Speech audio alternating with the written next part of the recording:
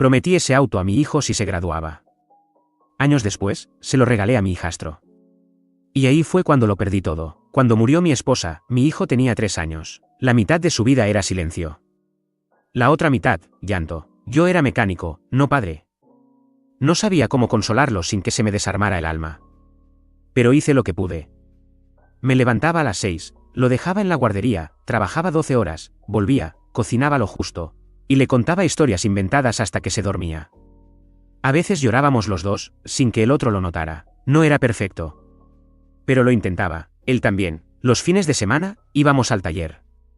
Mientras yo reparaba autos de otros, él jugaba con tornillos y herramientas oxidadas. Tenía sus propias llaves, de juguete, y decía que cuando fuera grande, sería como yo. A los 6, me ayudó a lavar un viejo Dodge Dart GT 1968 que había comprado con mis ahorros. Estaba destrozado, pero él lo miraba como si fuera una nave espacial. ¿Es tu favorito, papá? Sí, me lo das cuando sea grande. Me reí. Si te gradúas de la universidad, será tuyo. Te lo prometo, no me olvidé de esa promesa. Pero sí me olvidé de por qué la hice. Cuando él tenía 14, conocí a Clara. Tenía un hijo de 8 años, Emiliano. Al principio solo hablábamos. Luego empezamos a vernos más seguido.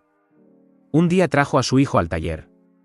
Quería que aprendiera algo útil. Yo veía a Emiliano y pensaba, este niño no tiene padre. Yo sé lo que es crecer con un hueco en el pecho. Sentí que podía ayudarlo. Que era mi oportunidad de construir una familia. No una perfecta. Solo, una posible. Nos casamos ese mismo año. Las cosas empezaron bien. Clara era amable, Emiliano me decía papá a las pocas semanas. Yo me sentía útil, necesario. Vivía con la ilusión de que estaba haciendo lo correcto, de que podía ser el pegamento que uniera a todos. Pero mi hijo no lo veía así. Clara no me trata bien, me dijo una noche. Están en proceso de adaptarse, le respondí. Siempre defiende a Emiliano. Es más pequeño. Necesita apoyo. ¿Y yo? Me quedé en silencio. Esos silencios crecieron. Se hicieron rutina. Yo seguía defendiendo a Emiliano, justificando a Clara. Falté a partidos, exposiciones, eventos escolares. Estaba ocupado. Trabajaba mucho. A veces con el pretexto de darles lo mejor, cuando en realidad solo quería evitar conflictos. Empecé a notar que mi hijo ya no entraba al garaje. Ya no preguntaba por el Dodge. Ya no hablaba de ser mecánico. Se encerraba en su cuarto, con audífonos, con libros, con todo menos conmigo. Y aún así, no lo vi venir. Un sábado, Emiliano cumplía 17. Clara me pidió algo especial. ¿Y si le das el auto? Ya no lo usas. Ya casi está listo. Se lo merece, pensé que era lógico. El auto llevaba años sin moverse. Mi hijo ya tenía 22, estaba en la universidad, con beca. Ya trabajaba conmigo en el taller. Ya era adulto. Y Emiliano, bueno, era el más pequeño. El que necesitaba algo que lo motivara. El que me llamaba papá con facilidad. El que no me reclamaba nada. Así que fui, abrí el garaje, y le entregué las llaves del Dodge. Le dije, feliz cumpleaños, cuídalo. Esa noche, mi hijo no bajó a cenar. Al día siguiente, entró al garaje. Se quedó parado mirando el auto. Lo tocó con la yema de los dedos. Luego me miró, sin expresión. ¿Se lo diste? Sí, le dije. Pensé que ya no te importaba. Asintió. No discutió. No levantó la voz. Solo dijo, entendido, y se fue. No me gritó. No lloró. No me culpó, y esa fue la peor respuesta que podía haber recibido. Ya no estaba enojado. Estaba decepcionado. Ya no me veía como su padre. Y yo no me di cuenta que mientras intentaba tener una familia, ya estaba perdiendo la que tenía. Pero lo entendí demasiado tarde. Después de ese día en el garaje, mi hijo se volvió una sombra en la casa. No discutía. No reclamaba. No lloraba. Solo existía. Caminaba en silencio, comía en silencio, trabajaba en el taller sin decir una palabra más de la necesaria. No hubo reproches, y eso era lo que más dolía. Emiliano, en cambio, hablaba sin parar. Me contaba qué piezas quería cambiarle al auto, que lo llamaría la bestia, que lo llevaría a exhibiciones. Yo fingía escuchar con entusiasmo, aunque por dentro algo me dolía. Sabía que ese auto no era suyo. Sabía a quién se lo debía, pero me convencía de que estaba bien así. Que Emiliano lo necesitaba más. Que mi hijo ya era un hombre y lo entendería. Ya no eres un niño, le dije una vez, cuando noté cómo evitaba pasar cerca del garaje. Solo me miró. No respondió. Esa indiferencia me desarmaba. Una tarde, llegó a casa con un auto nuevo. Rojo. Impecable. Un Mazda RX-8 con acabados de lujo. El tipo de coche que sabías que no era un capricho, sino una declaración. Un grito silencioso. Lo estacionó con cuidado. Bajó sin mirar a nadie. Yo salí al porche, todavía confundido. ¿Dónde conseguiste ese coche? Con lo que he ahorrado trabajando contigo durante más de 10 años. Tengo una beca completa, no tengo grandes gastos. Mi plan era guardarlo hasta que tú cumplieras tu promesa. Pero ya no tiene sentido seguir esperando. No lo dijo con rabia, lo dijo con una calma que dolía. Yo no supe qué contestar. Solo asentí, tragándome las disculpas que ya no servirían para nada. Él no buscaba explicaciones, solo estaba marcando distancia. Esa fue la segunda vez que supe que lo había perdido. La primera fue cuando le entregué el auto a otro. Esa noche, Clara comentó algo como, «Qué dramático, ¿no? Si tiene un auto mejor, ¿por qué sigue con esa actitud?» No respondí, no porque estuviera de acuerdo, sino porque ya estaba cansado de justificarme, incluso frente a mí mismo. Mi hijo se encerró en su cuarto. No bajó ni al día siguiente. Emiliano le preguntó si podría usar su auto de vez en cuando, y mi hijo, sin siquiera levantar la vista del teléfono, respondió, «Claro. Total, a ti siempre te toca lo que era mío». Clara fingió no oírlo. Yo no supe qué decir, y otra vez, dejé pasar el momento, como todos los demás, hasta que una noche, muy tarde, escuchamos un estruendo. Primero un chirrido, luego un impacto seco, después la alarma de un auto. Salí corriendo. Clara detrás de mí. El coche rojo, el Mazda, estaba destrozado contra un poste de luz. El capó hecho trizas, el humo saliendo como si llorara. Me lancé a la calle descalzo, temblando. El conductor no era mi hijo, era Emiliano, mi hijastro. Había tomado el auto sin permiso. Y ahí, entre el olor a aceite quemado y el eco de las sirenas acercándose, supe que la última línea que nos unía acababa de romperse. Y no solo el vínculo con mi hijo, también se rompió el silencio, la fachada, el equilibrio frágil que había construido con mentiras piadosas y excusas cobardes. Las luces rojas iluminaron la calle como una escena de crimen. Emiliano fue sacado del auto inconsciente, con una herida en la cabeza y la pierna rota en un ángulo que me hizo mirar hacia otro lado. La ambulancia llegó en minutos. Clara estaba histérica. Yo, paralizado. Mi hijo apareció poco después. Salió corriendo al ver el coche destrozado. Tenía la factura del auto en la mano. Lo supe por el borde sobresaliendo del bolsillo de su chaqueta. Cuando vio a los paramédicos levantar a Emiliano en una camilla, gritó, «¿Por qué? ¿Por qué mierda hiciste esto, Emiliano? Ese auto es mío. No te lo presté». Todos lo miraron. Nadie respondió. «Dilo. Dilo, imbécil.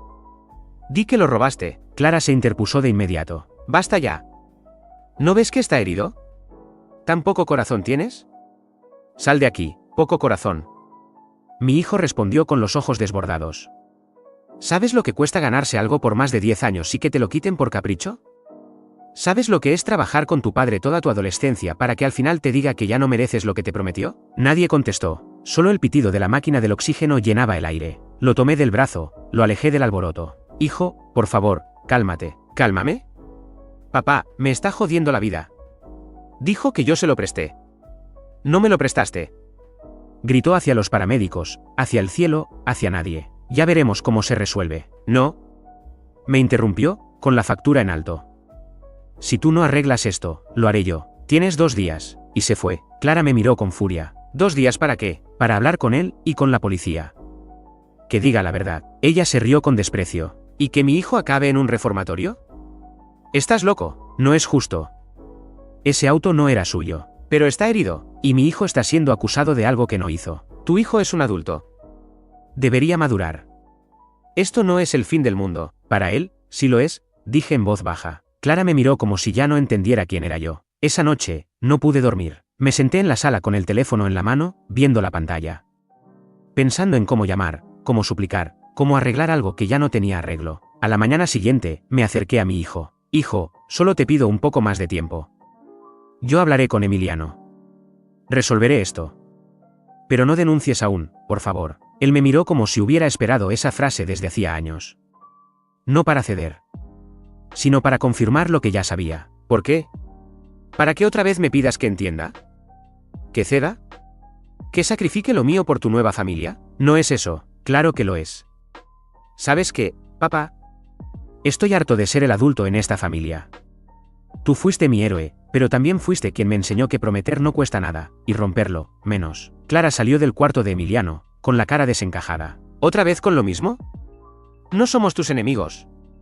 Ayudar es lo que hace la familia. Mi hijo le apuntó con la factura como si fuera un cuchillo. Ustedes no son mi familia. Y si siguen cubriendo a Emiliano, yo me voy. Largo. Gritó Clara. Y ojalá no vuelvas nunca. Y así fue. Se fue, y lo peor es que no lo detuve. Me quedé mirando cómo su sombra se desvanecía por el pasillo, sin saber que esa sería la última vez que cruzaría esa puerta siendo parte de esta casa, o lo que solía ser una, porque desde ese día, lo que quedaba entre esas paredes eran solo ruinas disfrazadas de familia. Clara no me hablaba.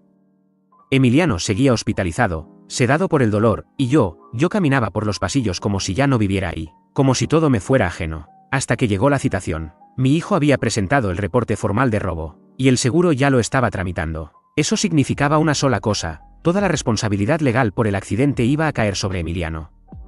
Penal y civilmente, porque había tomado un auto ajeno.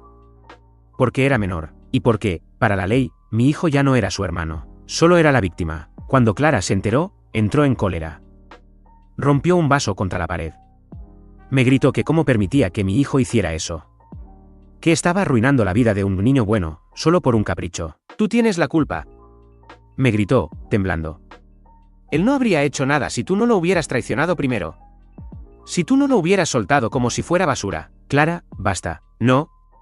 No me digas que me calme. Haz algo. ¿Qué quieres que haga? Mi hijo tiene razón. Ah, claro. Ahora él tiene razón. ¿Y qué pasa con Emiliano? ¿Qué pasa conmigo? ¿Qué hacemos si no tenemos para pagar los daños? ¿Quién va a sacarlo de ahí? Tú ni siquiera lo adoptaste. Tú no eres nadie legalmente. Esa última frase me golpeó como un ladrillo, porque era verdad. No lo adopté, nunca lo hice, siempre tuve miedo. Siempre pensé que el más adelante. Y ahora ese más adelante ya no existía. Entonces véndela, dijo, con los ojos llenos de rabia. Vende la casa. Usa ese dinero para pagarle un abogado. Para salvar a tu familia. Haz algo, por Dios. No, ¿cómo que no? No voy a venderla. ¿Por qué no? Porque es lo único que me queda de mi verdadero hijo. Clara retrocedió como si la hubiera abofeteado. ¿Qué dijiste? Es la verdad. Esta casa la construí con él. Cada pared, cada mueble, cada espacio tiene algo de nosotros dos. El taller es suyo. El garaje, también. Y tú me hiciste elegir. Y yo elegí mal. Se quedó en silencio unos segundos. Luego me escupió con los ojos. Eres un cobarde. Un hombre patético que no pudo ser padre de uno, ni de otro. Te aferras a cuatro paredes porque es lo único que puedes controlar. Pero ya ni siquiera tienes eso. Y se fue. Esa misma noche recibí un mensaje de mi hijo. No espero que me entiendas. Solo quiero que no me busques. No tengo familia. Tú ya no eres mi padre. No lloré, no grité, solo apagué el celular y me senté en el garaje, frente al espacio donde el Dodge solía estar. Emiliano lo había dejado lleno de grasa, con herramientas mal puestas, como si todavía lo fuera a usar. Y pensé en todo lo que hice por tratar de arreglar mi vida, por tener una familia, por ser un buen hombre, por no fallarle a nadie, excepto a quien más me necesitaba. Al día siguiente, Clara regresó con una amenaza. Voy a demandarte. Si no vendes esta casa, te arrastro conmigo. No respondí, porque ya no tenía fuerzas para seguir luchando. Y en el fondo, sabía que eso no era lo peor. Lo peor era que, aunque ganara, aunque salvara el lugar, ya lo había perdido todo. Y lo supe en el momento en que me senté solo en el comedor, con la mesa puesta para 5 y el silencio comiéndose los bordes. No quedaba nadie. Clara se había ido por última vez, llevándose lo poco que le quedaba de dignidad y rencor. Emiliano seguía en el reformatorio, y ni siquiera me permitían visitarlo porque no era su tutor legal. Y mi hijo, bueno, él había desaparecido de mi vida de la única forma que realmente duele, no con gritos, sino con indiferencia absoluta. Las cartas judiciales seguían llegando. El abogado de Clara buscaba forzar la venta de la casa. Alegaban contribuciones afectivas y domésticas.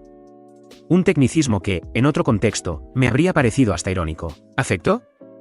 En esta casa, lo único que quedaba era polvo sobre recuerdos. Una tarde entré al garaje. Las herramientas seguían como siempre. Pero ya no hablaban. No recordaban. No me traían su voz diciendo, ¿me enseñas eso, papá?